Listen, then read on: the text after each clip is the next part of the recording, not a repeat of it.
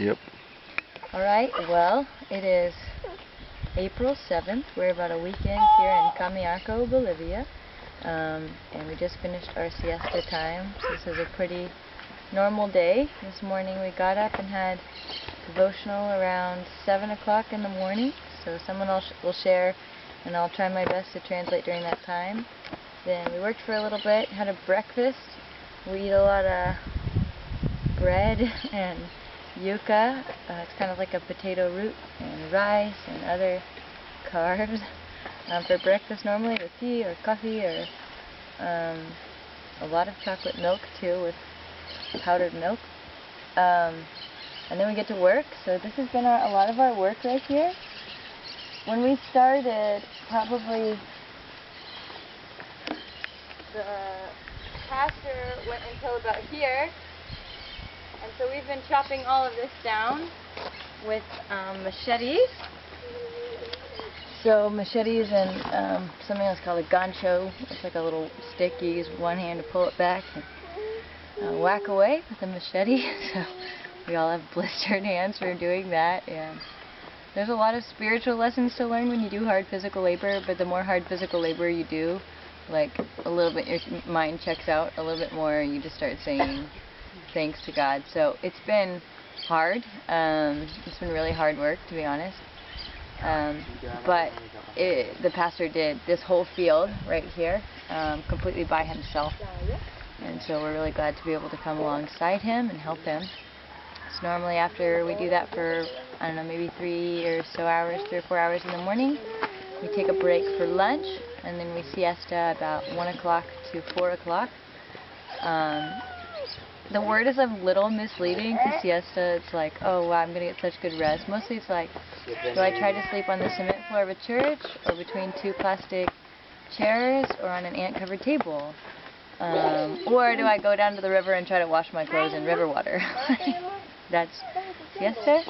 And then in the late afternoons we go and do visits, evangelism. It's been interesting. A lot of people in the community say they know Christ but have nothing to do really with the church. They don't go to church.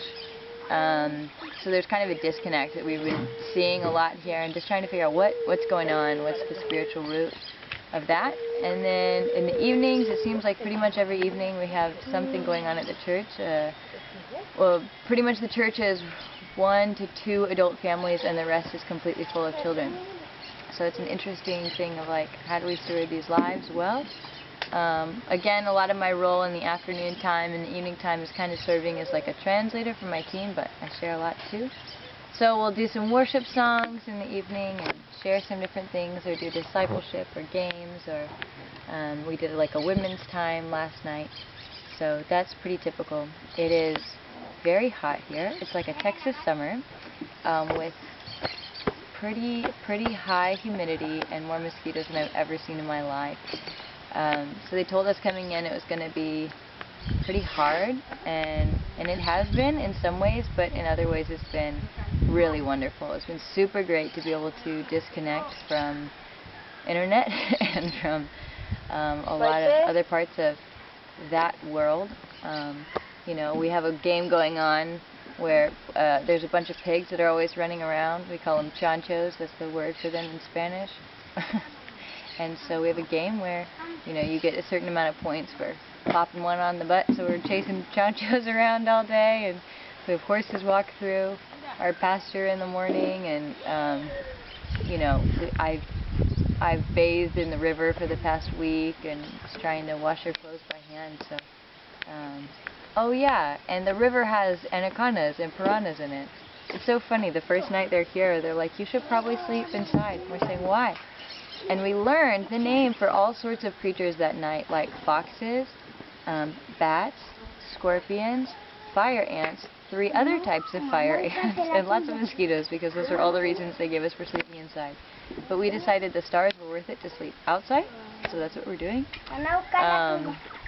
But yeah, it's a pretty interesting life we're living here. We're just living with a family and their daughter. And I would write a blog on this, but how on earth can you put all this in a blog? So that's why I'm doing this on video instead. Alright, we've got about 2 more weeks to go here in Bolivia, and then we'll be off to Chile.